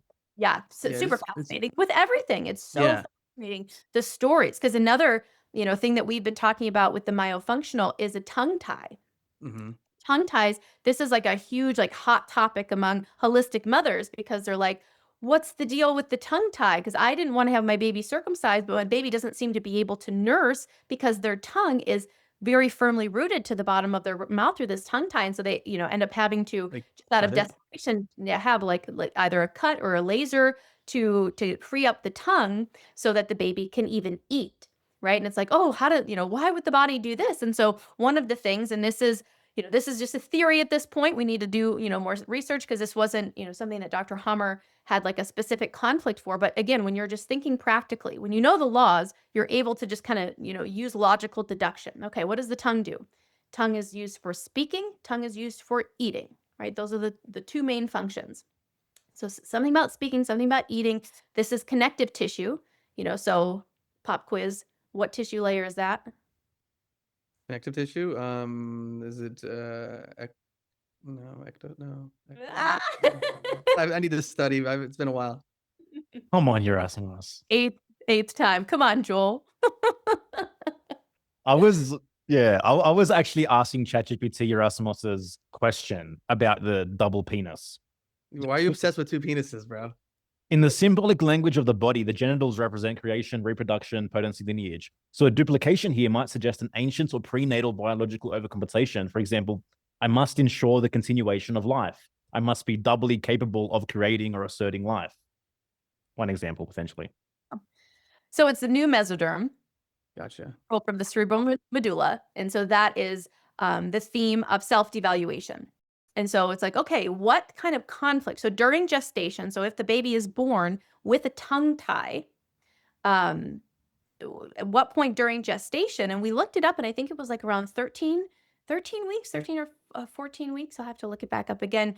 So the tongue, it goes through this apoptosis. So like the tongue forms, and then that tissue is supposed to die. It's supposed to completely release underneath the tongue, but in these cases it doesn't, and so it stays connected, rooted to the bottom of the mouth, which makes it, again, the tongue isn't pushed up into the palate. We can't fully nurse, and so what happens around that time is, we were like, okay, what kind of conflicts could the mother have? There's a bit of a taboo about, oh, don't tell anyone you're pregnant until you're out of the first trimester, right? For fears of, losing baby, a miscarriage, so you don't want to have to go through that. So if the woman is feeling like, I can't speak about my pregnancy, and so it's like, ooh, if there's, I can't speak about my pregnancy. And then the other part of the theory is about eating, because there's a lot of things they say, oh, now that you're pregnant, you can't eat this and you can't eat that. And this is, this, you don't want to eat all of these different foods. You got all these food restrictions.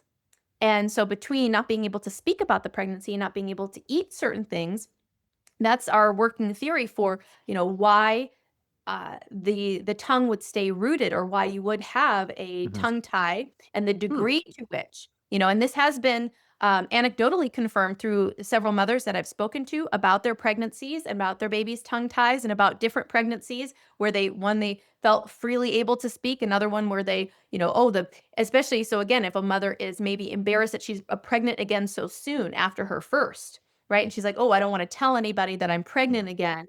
And so that being a potential factor. And so, we're kind of putting the pieces together and figuring things out. And again, people share in the comments. This is something that we really need to gather more data of, like, do you have a tongue tie? Does your child have a tongue tie? Well, can you think of potential conflicts related to speaking or eating? I don't know if I do. And so, so these are all just very interesting. Again, the body only does what makes sense. And that's why this is just like an infinitely fascinating topic that we can just talk about forever, because, body only does what makes sense. Everybody has a unique story and perception, right? Everybody is born into different circumstances and, different levels of biological alignment with nature, right? Or divorce from nature. And so we're all just, figuring things out as we go along and doing what makes sense. And so that's why it's so cool to have this toolbox, to have this map, this is a compass that's going to guide you through life. Understand the tissue layers and to understand what it means about you as an organism and about you biologically. And it's so incredible. Yeah, it is truly. Yeah, it's interesting too, like, because I think with some people with G&M, they can approach it like, well, I know myself, or I've done the work, but things are happening at such a subconscious level, this like organismic level, that like you're not aware of every single thing that's happened in your life 30 years ago, 40 years ago, like it's just, and so I feel like it's so dismissive to just be like, oh well, I've worked on that thing, and so it must be this some other reason why I have these symptoms. You know what I mean? Yeah. Right. Yeah. I mean, it's easier to blame it on something unseen than something that, that I just currently haven't yet seen. And it's easier to, obviously, it's always going to be easier to point to an external scapegoat. To look at the nutrition, to look, because these are the obvious things. And The again, mold. yeah, you can't blame a person because they're so used to looking at the external. The thing that's happening in me is because of that thing outside, overlooking entirely this very ancient and wise brain computer that's just been assessing everything since the moment you were conceived, and just bringing in all of this information about, how do I stay alive? How do I stay alive? How do we adapt? How do we stay alive? How do we adapt? How do we stay alive? Right? And if something got programmed way back a long time ago about the way that we adapt and we stay alive is to, automatically run this program when we eat that food because that food was associated with this conflict. I mean, so that's where you cut the food out and you're like, oh, I'm cured because of that bad food. It's like, no, it's fine that you cut it out, but it's because that food for you represents a conflict track. It's not because there's something inherent in the food that's bad. Yeah. Do you have time for a final question? I do. I have just a few minutes. Yeah. Okay. Does German new medicine say anything, or did Dr. Harmer say anything, or does it give us any hints about life after death? No, it was exclusively about, biological, like, Dr. Hammer, he had degrees in all sorts of different things in philosophy and theology. And so, but the system of the 5 biological laws and the germ layers, it didn't deal with matters, and that's why also, in Dr. Hammer's, just the strict purist, Germanische, is to look at the biology and life, not even looking at, ancestral. He looks at the biological organism. How does this organism have this adaptation? Well, it came through their brain, right? They had this conflict, and so that's, within the system, there isn't, any discussion really of, life after death, or even there's a story there, but that's not the concern of this particular body of work. Thank you. Gotcha. Any final words that you'd like to share with our audience? Love you guys so much. It's so fun to have these chats, and I've just enjoyed this immensely, and keep doing your thing. And, it was really fun. Cool. Thank you so much. We love you.